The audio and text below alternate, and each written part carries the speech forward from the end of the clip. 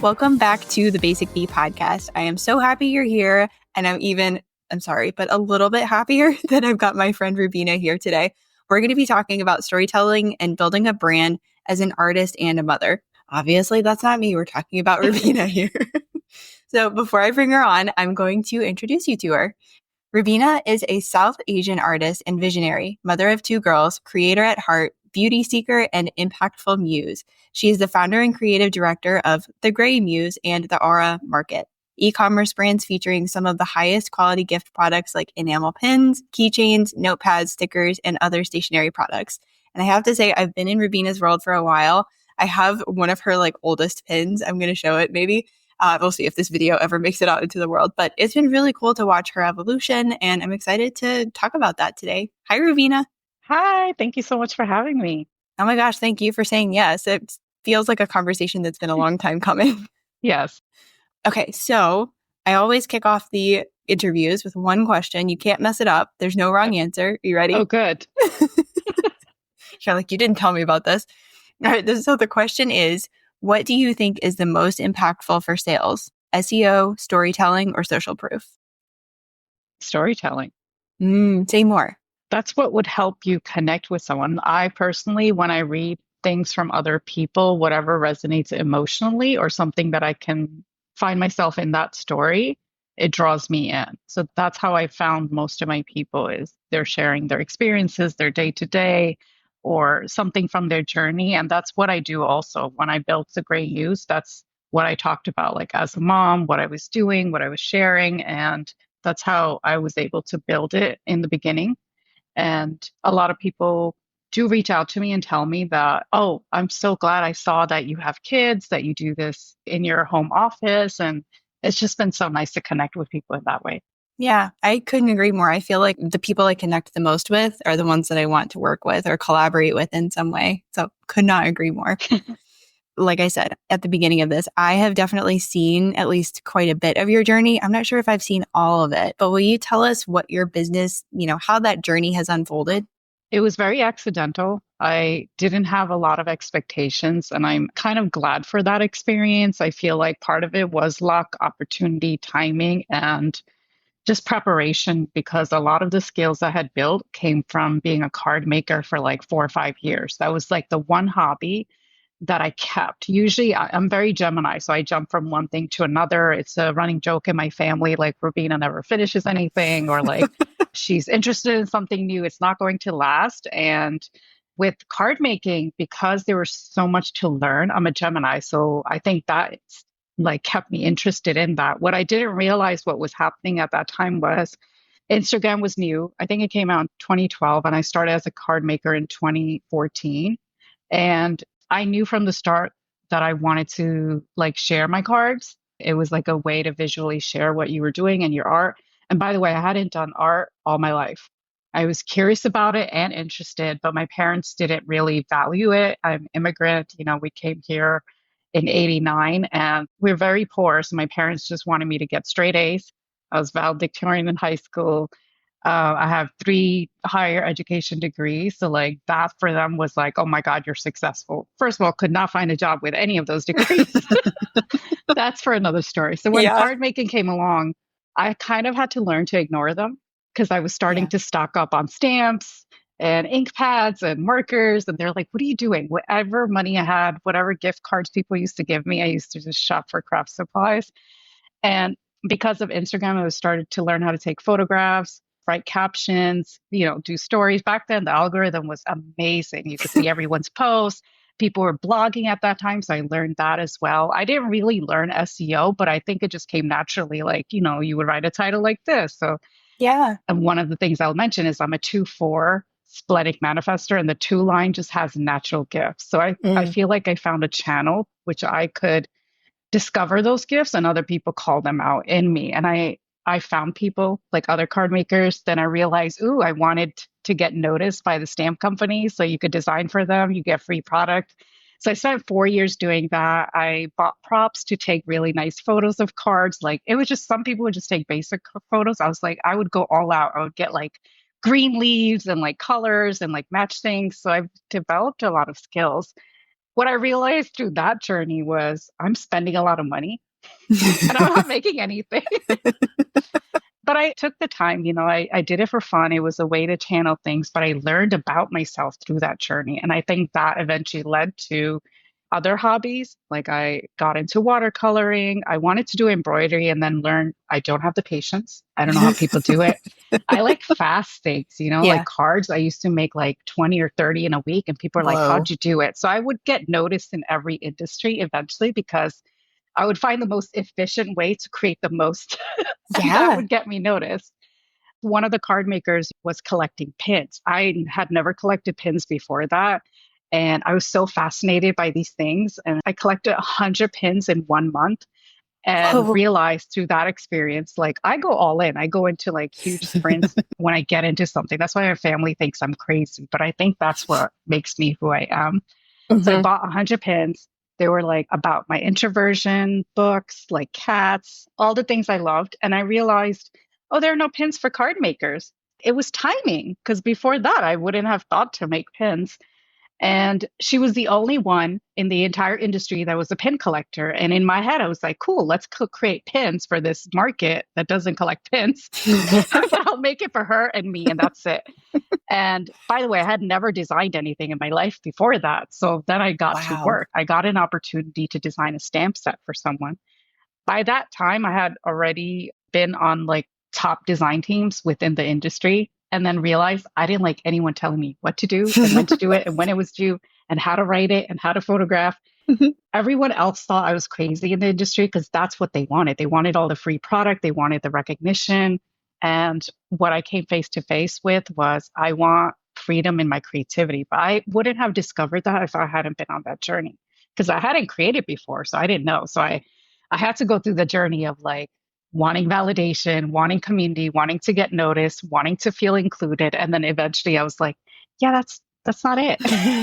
Like that's cool, but this is not going to last. Hmm. So I discovered a lot about myself, my values, what I liked, what I didn't like. But I was so grateful for the experience, for the people, for the community. And so when these opportunities came, they all came within a few months where it was like she was collecting, it was like the summer of 2018. And then September 2018, the whole month I was collecting pins and then waiting for them to be like ship in. And then by October, I had the downloads for like the ideas for the pins. Cause at first I was like, I don't know what I'm going to design. Then I was like, let's keep it simple. And I launched by March 2019. So within like 6, 7 months, but it just came in pieces to me. And then I talked to my brother about it. He's like, just go do it. You keep talking about like you can do it. And I'm usually a go-getter. So I was like, let me just try it. So I started with 5 very simple pins. They were like, a rectangle with the text in it. And I was just so excited because it was new. I was like, I may make money from this. I don't know. Like, even if my friends bought it, I was expecting like 5 to 10 people to order because I was like, whatever, I made this for Such a myself. low bar. And I was still at that time, I had my daughter in 2018. She was a couple months old. So I had quit social work as a job, and my intention was to go back. So I was still applying for jobs. So this wasn't like, oh, I'm going to become a business owner. That was never the intention. It was like, I just want to put something out there. It's so fun to create something. I created something simple. And if this is it, that's fine. Like, I'll go back to social work. I'm happy with that. And then I launched in March 2019. I still remember my family are very close. My brother, he was very successful as an Amazon business owner. So I was nervous. He was like very excited for me. My mom, like everyone's gathered. Saturdays, it's family days. Hmm. I always do like 9 a.m. on a Saturday at that time. Like every time I launched, it was always 9 a.m. Saturday because it's easy for me. I'm early riser, I just list it. And that weekend, 2 pins sold out of the 5, and I made close to 5,000. Wow. But here's the kicker. So it was March 9th. And then by the end of the month, I had done 10,000 Oh my gosh. because I did a quick reorder. They came in within 2 weeks. I listed it. And so whoever had wanted the stuff that sold out. So I was the social worker making 58,000 before. So my paychecks used to be like 1,700 every 2 weeks after taxes. So I lived paycheck to paycheck. Yeah. So when that happened, my brother was first of all, he's like, "What?" That's how I started. That is absolutely wild. Okay, do you remember the first five, what they said? Yeah, it was like happiness is handmade. I forget the other quote. One of them was like a little Hmm. card with flowers on it because I used to love doing flower Mm, cards, watercoloring them, and I made them dimensional so they weren't like normal cards. I always wanted to be different. They had so much texture on them that you couldn't like put them in a regular envelope. You would have to put in a box. I still have them because I've saved like some of my favorite, but I've made hundreds of cards, over 1,000. So I gave them all away.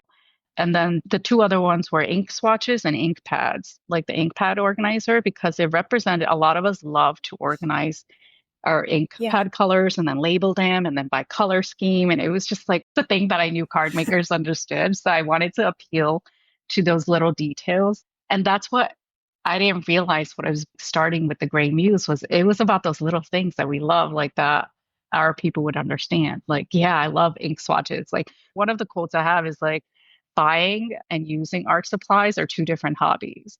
And sometimes I think organizing should be in there as well. Like the top crafters and card makers and artists who get noticed are like noticed for like their organization skills and like their Yeah. supplies because it's what is it like the Yeah. ASMR videos? It's just that dopamine hit. Oh my gosh, I love that. Okay, so one that I have that I've carried around, I can't even remember how long, but I want you to tell me if you remember, which I'm sure you will, like the year that you did it. Is it I am enough? It is. Yeah, that was the second release. Was it? Okay, so I Yeah, was curious because I'm like, having heard you talk more and more about the business, I'm like, I wonder how early I found you. April 2019. So basically a month after. It could have been a couple months after, but I still had that pin in the first 6 months. Yeah, that makes sense.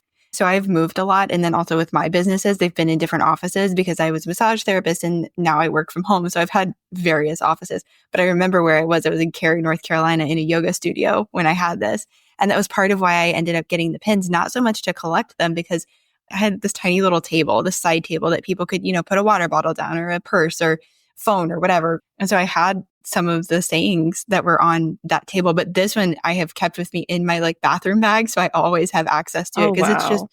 I mean, I am enough. Like that is one thing that I need to tell myself over and over again. Oh, thank you. See, at that time, that was the style I had. It was like for me, that was like Yeah. basic, simple. Like I was like, let me just get started. My style has completely Hmm. evolved since then, but I'm so glad I took that leap, that trusted myself, and I just kept going and wasn't thinking about how it needed to be perfect or I needed to be a better artist.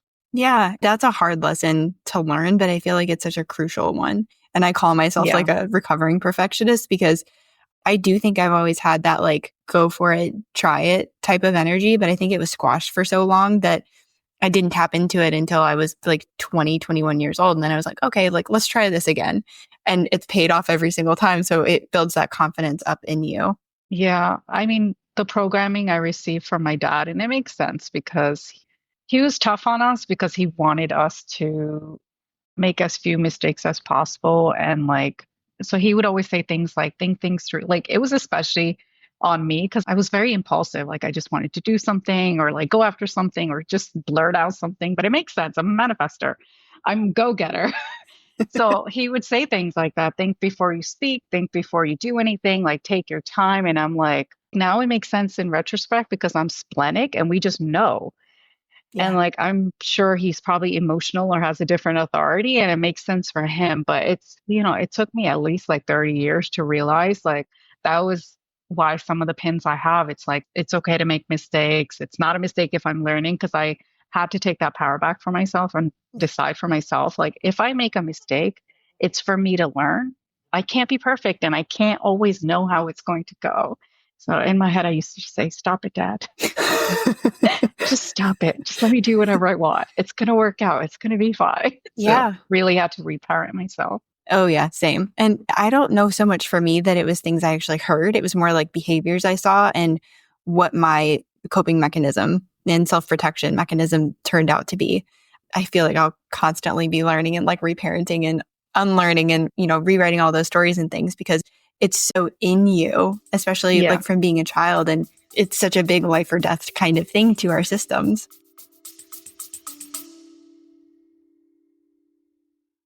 Okay, you get it. You know SEO is important, but no, You're not interested in learning another skill. Who has the time? But who are you supposed to trust with the task of getting SEO to work for you? Someone who won't ghost you mid-project or treat you like a dum-dum lollipop. Someone who actually wants to empower you and your team with all things SEO. Hi, yes, it's me, Brittany, and you are the person I created the SEO packet for. You're curious, you want to understand this thing better, but like only a little bit. You don't actually want to do the doing.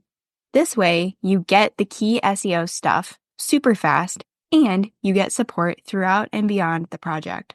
No more letting Google gift you the wrong SEO strategy. Time to put the right words in the right places and get found online by the right people. Find all the info you need below.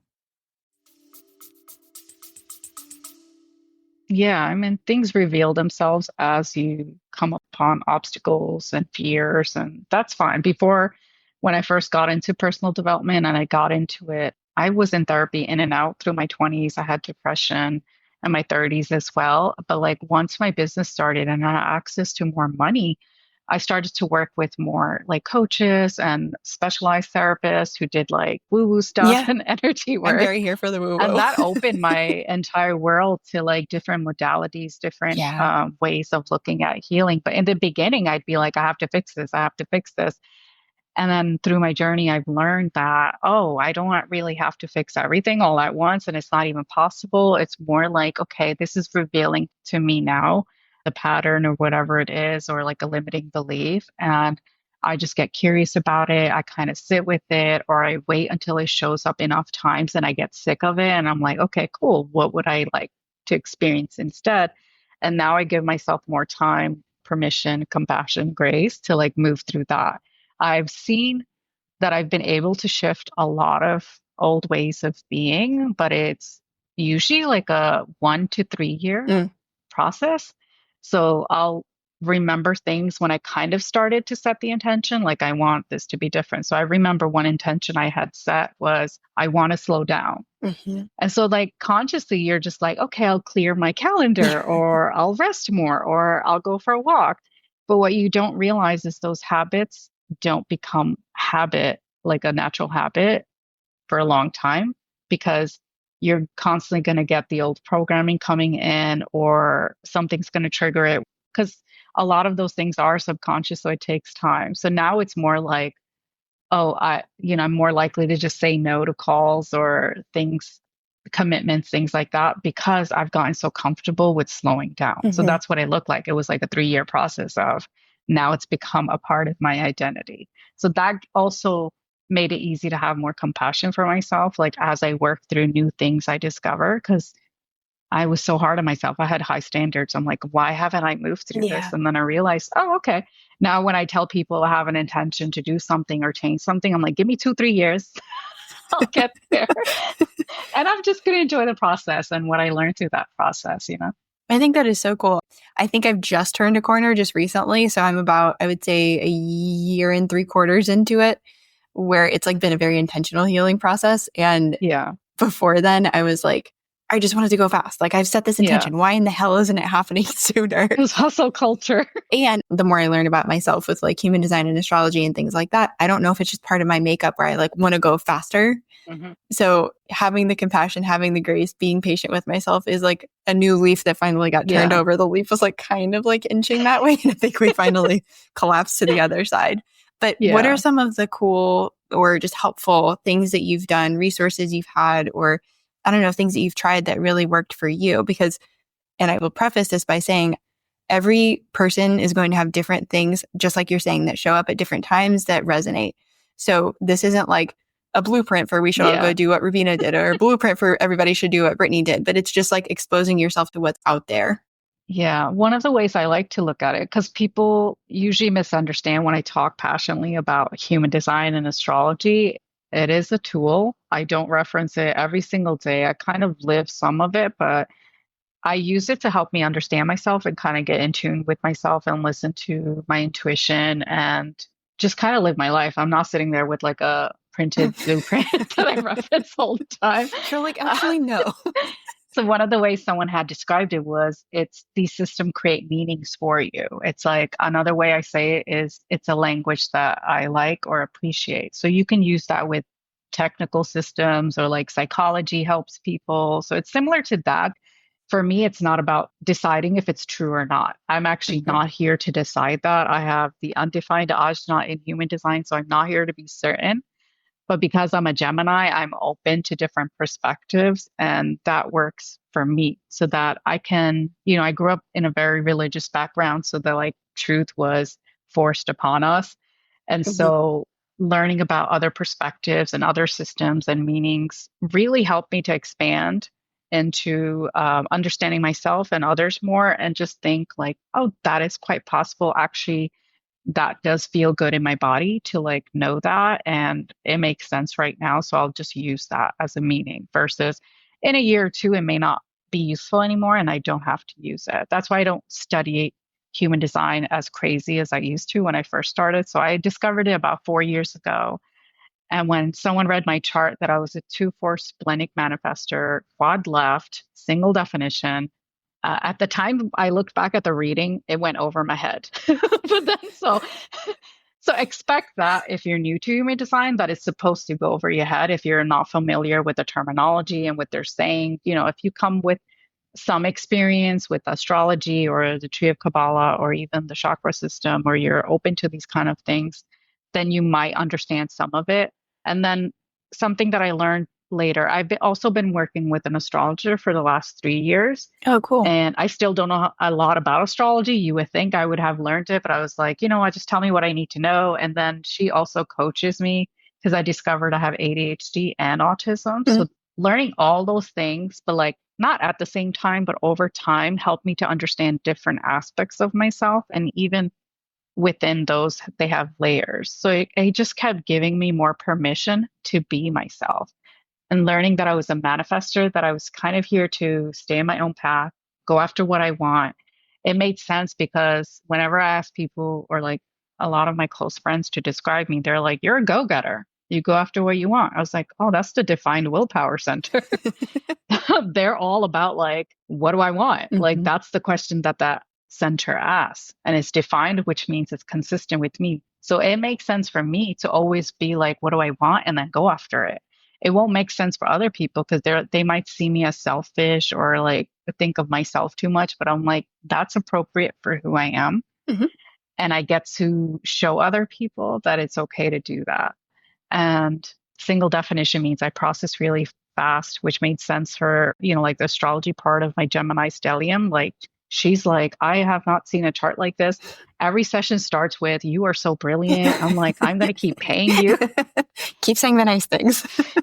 Especially as a two line, we do things naturally. And so we Mhm. minimize it, we dismiss it. We're like, everyone should know this. Like, Yeah. and then we realize, like, no, this is Right. just a gift that you have, and I can refine it. I can get better at it. So when she reminds me of that, it helps me because then I won't dismiss or minimize those parts of myself and realize I'm here to share that with the world and I don't have to teach it. I'm Mhm. not here to teach, but I can share my experience. I can share, like when I talk, people are inspired because of the way I move. And so I'm like, I'm here to give people that permission. They don't have to move like me. Some people can just take, even from this podcast interview, if all they heard was have a little more patience with yourself, it's like sometimes that's more than enough for someone. Yeah. I remember when I created my first course 2 years ago, because I have done so well with the Gray Muse. So many people come to me and they're like, how do you build a business with pins, stickers, like, like a merch shop like this? So I tried and I ignored that part of like, oh, you're not here to be a teacher. But I was like, oh, but people are asking me. So with a two line, you have to be careful what calls you answer. Mhm. So it's about where you want to go. But I had to learn through experience. Yeah. Oh, let me answer all the calls and then realize burnout. And that's also how my splenic authority learned Mhm. what no feels like in my body. Because I would, like have a bad taste in my mouth or grimace or feel something off and still say yes and then learn from the experience, like, oh, I was supposed to say no. That's how I got better at it. I think people are afraid to make mistakes, but I'm like, let's Yeah. just find out. And then you're like, oh crap, okay. But I'm able to move through a lot of things with grace because of my adaptability. So when I created this course, and then this is right before I hired my astrologer, Robin, I put everything in there. So I hadn't taken a course. I probably did and then never like actually went through the course on how to create a course. But I was like, let me just do it my way. I put everything in there. I mean, this had Hmm. like 20 bonuses. I was like, I just want to do this. And then I realized everyone's extremely overwhelmed Yeah. because they're like, what do I focus on? And I learned that after I created, sold it to a few students. I kept it at a pretty low rate and then got feedback, but I burnt out from that. Hmm. And then when I was working with Robin, she's like, that makes sense for you. You have Gemini stellium. You want to learn all the things in all the ways. Yep. And so you don't have to teach it. And that was like the first seed she planted in understanding because I thought everyone wanted to know everything. So I needed to be more than enough for everyone Yeah. and realized that it was enough if I just shared a little bit of what worked and focused on those things. So in those 2 years, I've been like refining it, but it's been a process for me because teaching doesn't come naturally. Mm. But I do have high standards. So if I'm going to put something in, I kind of want it to be, like each chapter to be sufficient. So that's kind of what I'm doing now is coming back to launching my personal brand much more intentionally. I've learned a lot from my experience of wanting to do all the things, but it's like, okay, let's find a balance between what I actually want and what might be impactful and useful to customers. So I'm very excited because I'm still going to create things that are unique, different, kind of crazy, but like not with 20 bonuses. So a lot more precise. I've hired the right people to kind of help me Hmm. to, refine the course. So it's all coming. I'll probably have my own podcast as well. As you can tell, I can Yay. talk forever. I love it. I don't even know what your question was. And I'm just like I don't going off either. and off. But this is cool and it's going to be what it needs to be. And that's also what I've learned is like I can come in and I come in with like a rough idea of a plan. And then I'm like, let's just see where we go and what streets we take. Because even as you were sharing that, I think the thought I had was that I can do the same thing with teaching and sharing. So I am naturally a teacher.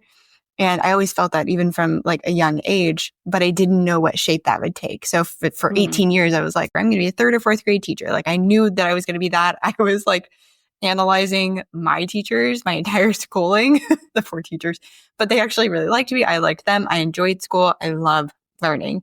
The only thing I remember that I have in Gemini is Venus. So like in my astrology chart, I love learning all the things, even in my massage practice after the clients got off the table. And you're like, out of it, mind you. And I know this because I've gone to school. But still, I was like, you should do this stretch and this thing and do that and do the other thing. And I'll see you next week, right? And they're just like, yeah, sure, whatever, in one ear, out the other. So I learned to stop sharing everything. But same as you, I had to learn that through experience of getting the feedback yeah. of like, Brittany, I do none of this stuff. I just come see you. And I'm like, oh, okay, yeah, that's true. So if it helps anyone listening, especially one line I heard, and I can't remember who said it, people who come to you only need to know 10% more. You just have to give them like that tiny little extra bit to take them a little bit over where they are at the moment. I would love to know as we wrap this up, just like storytelling in branding. I feel like these are two worlds that you really exist so beautifully in. Like, what is the power of storytelling for building a brand? Maybe let's go there. It's so funny because this is the one area I overthink in where right now what I'm doing is with the Gray Muse, I just used to post whatever came to mind. So I didn't think about it. It was always intuitive. I never planned them in advance, and I just can't. If I tried to sit here and try to plan a post, it doesn't happen. So Mm-hmm. it had to come from my heart or like my intuition was like screaming at me. But it just felt natural for me to share like my process, what was working, what I was creating. I had one daughter at the time. I just had the other one 9 months ago. And so the things that matter to me in my life, I just share naturally. And I'm here for personal development. So that always came through. You can tell from the brand that I'm someone who cares about words, how it's said, how I think about myself and other people in the world and my process. So I was always in a state of evolution and development and just sharing that, like, this is really hard. I moved through this.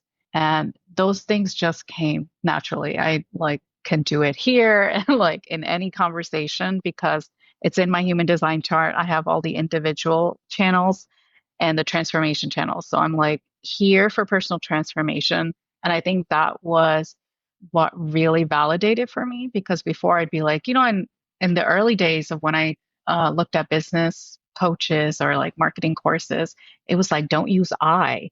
And I'm like, first of all, as a manifestor, I didn't know at that time. I'd be like, don't tell me not to use I. I'm going to use I if I want to.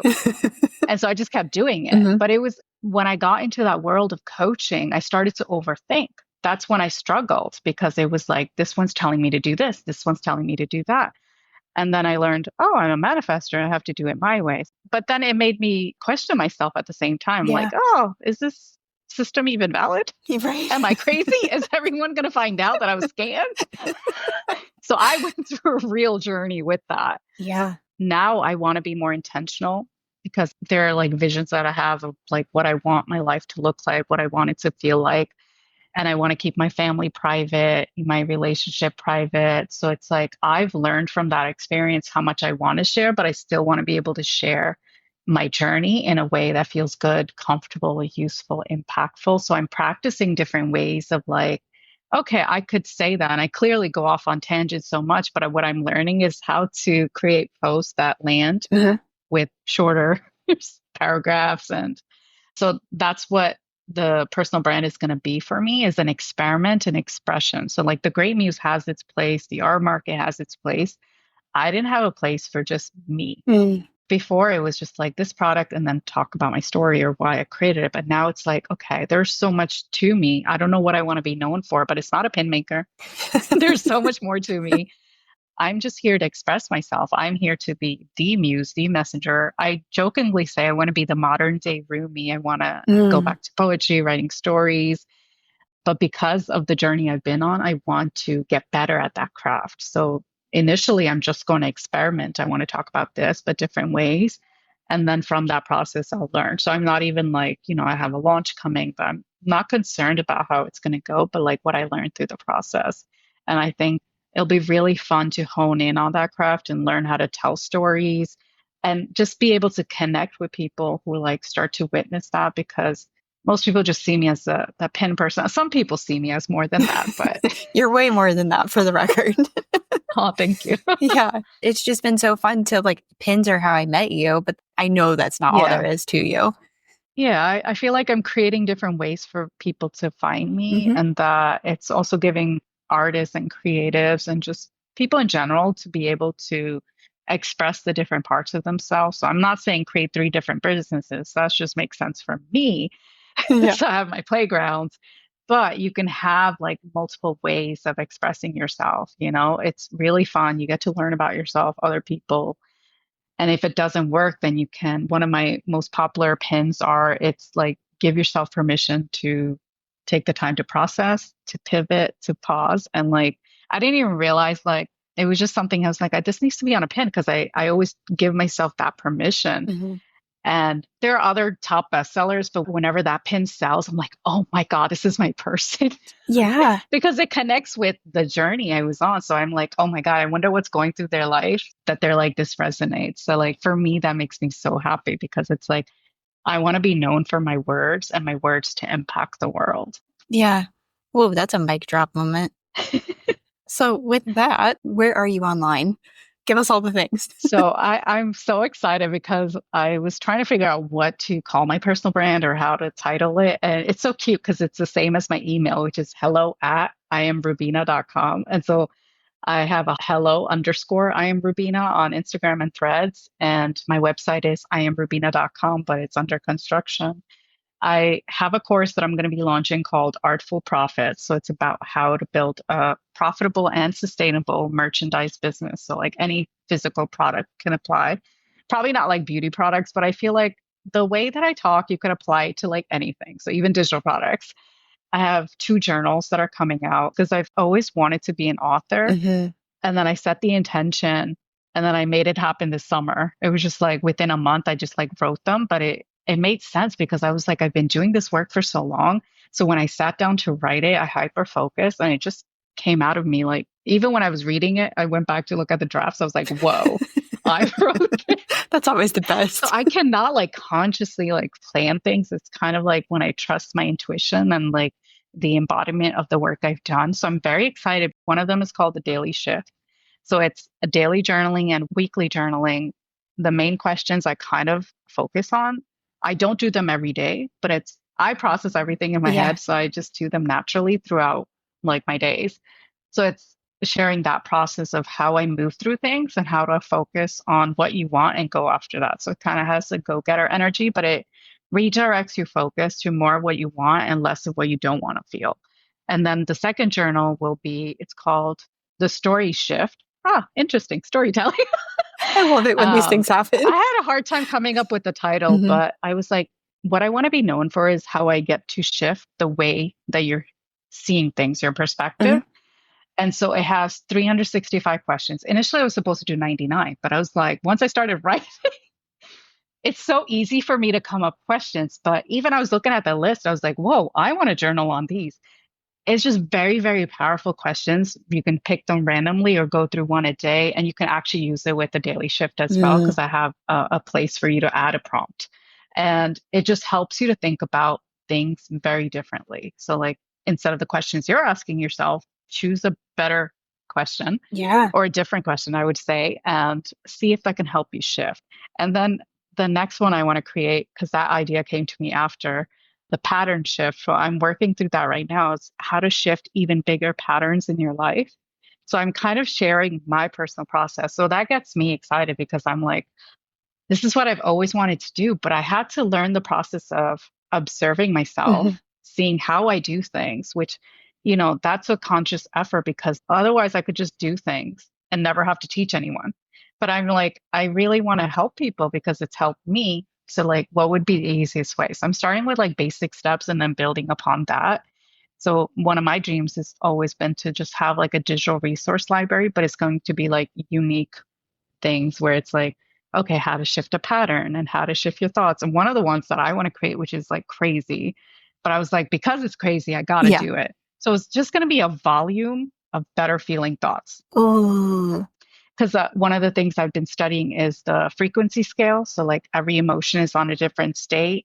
I've mentioned it in the daily shift. So that way you can have like a reference in mind of like where your emotional state is. That was a game changer for me when I learned about it 2 years because it gave me an understanding of where I wanted to go Mm-hmm. and like how I wanted to feel. But if I didn't get to that point, then I started to look at what was getting in the way. And so these ideas have been like building in me for the last 2, 3 years. So it's like with splenic authority, you have to trust the timing of things. Because I would start very soon because I'd be like, I got the idea. Now I got to roll with it in 3 months. And then I'd be like, okay, now it's like quiet in my head, but nothing's coming through. And then I realized, oh, started too soon. Mm-hmm. So I was like, I have to be fully embodied. So now that I'm working on the pattern shift, I'm like, oh, this is probably going to be a couple of months or maybe a year or two. So at least I know and I'll trust when the timing is right for it. Yeah. I think that is so cool. And I remember I was so excited when you mentioned the frequency chart because I remember you sharing that on Threads and I was like, this is so beautiful. Like, okay, so I'm a Libra rising. So pretty much like anything that's pretty. I'm a Libra Are you moon. really? Yeah. What are your big three? So Gemini sun, Gemini rising, Libra moon in the fifth house, which is like so perfect because it's all about creativity. That's like a Leo house, I think. The fifth house is our romance, children, inner child, Mm-hmm. Mm-hmm. creativity, and the moon is relationships and how you feel. And Pluto's there as well. It just makes so much sense that like the things that bring me joy are like my children, connecting with my inner child, creativity, and like, romance. And like that's why I want to be a poet. I'm like, I felt like the journal was an easy way to ease into being an author. But I didn't Yeah. realize the intro was going to be so many pages. So I practically wrote like a mini book there. That's perfect. Yeah. Libra rising, Taurus sun, Sag moon. But with the Libra rising, I talk about perspectives. I can like make an argument for either side of anything, which is slightly annoying if you're in my life. But like I can see the two perspectives. But the main thing is like that's a Venus ruled situation. So like I'm all about pretty and feeling nice and all of that. So when I saw your frequency chart, I was like, oh my gosh, it's so pretty. And even my Google Docs, like I honestly can't stand if they're super basic, even though like the basic B, like a lot of my stuff is basic. But with that, I'm like, we have to like make it organized and cute and like pleasant to look at and all that kind of stuff. And then as you were talking about the pattern shift, I remember getting a book and it had just like words, phrases, whatever. and it had art on that page too. So like that's going to be part of it, right? I don't know yet. I don't know what it's going to look like, but Sit with that because I can totally see that happening. I have my Venus and Gemini as Oh, well. do you really? So like that makes sense for the aesthetics Uh-huh. of like the gray muse, the R market. Everything has to be beautiful. Even with the personal brand, I'm getting branding done. Like it's not Yeah. required. You can still build, like I want people to know you can build a brand without Yeah, branding. you can. But it just matters to Mhm. me because it creates a foundation for me. I can create pretty graphics because it's just a way to channel my creativity and like enjoy what I'm putting out there. Like I could still do like threads, just write things, but very intentional about like how I present my brands because that is just part of the values that I have. And that's cool. And that gets to be cool. And I like, so for me, I guess I would say more of my branding has been like the feeling, the vibe. That's been a little bit more how I've done branding. But like anything works for anybody. Yeah. And also, too, like you had all of that journey to get where you are, to where financially you're able to do that. You have this vision, so you know where you want to go with it. Like you're just more informed at this point versus more at the beginning when you were like, let's Yeah. just see what happens. I was thinking about how much I had invested already in like everything to prepare for the personal brand so that what that does is just show me how much I care about like what I'm Hmm. putting out there and that I value myself and my ideas and like I want to take that risk. And you know, that's not a risk that everyone can take, but I am being intentional about it because it's been in the process since like March. Like I've wanted a personal brand for like 2 years, but I just kept going back to like I would Hmm. use my crafting account, then I felt weird. I was overthinking it, but I think it was just like not the right time Yeah. to start it. And then this year felt like, okay, I've got a solid ground with the gray muse. It's starting to separate from my identity. It can stand on its own. And like I've been intentionally creating the space for self expression, for my books, for my writings, sharing my thoughts in a way that like land for people so that I can actually share like, oh, I've been someone who's done this work, who understands the subconscious and the thoughts and like helping you to choose other thoughts. And it's always been about whoever's attracted to my frequency, like they'll just show up. I've always been that way. I don't chase people. I don't like, if anyone is Yeah. like, you could just tell kind of like there's dissonance. I will refund you. I will cancel your order. It's Hmm. fine. Like, you know, it's cool. Like, you don't have to, you Yeah. know? I feel like I'm getting more to that point where I'm understanding that and embodying it, not just getting it up here, but getting it like here. Yeah. Yeah. That's pretty huge. Oh my gosh, this has been amazing. Thank you so much for coming and sharing. And No, of I know that course. this is going to land for the right people. Oh, I hope so. Oh, it will for sure. Thank you. Thank you so much. I will make sure all of the links are below so you can go check out everything that Rubeena has going on and even stuff in the future. So I'll catch you next time.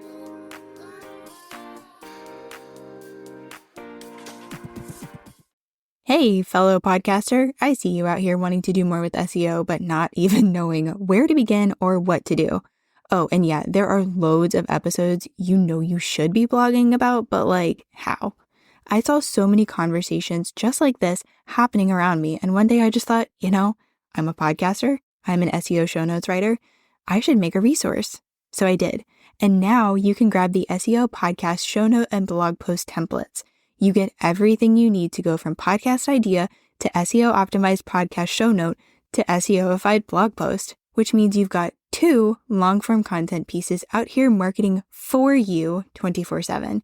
I even included video training so you know exactly what goes where and how to incorporate SEO for your podcast ASAP. Click the link in the show notes and grab your templates today.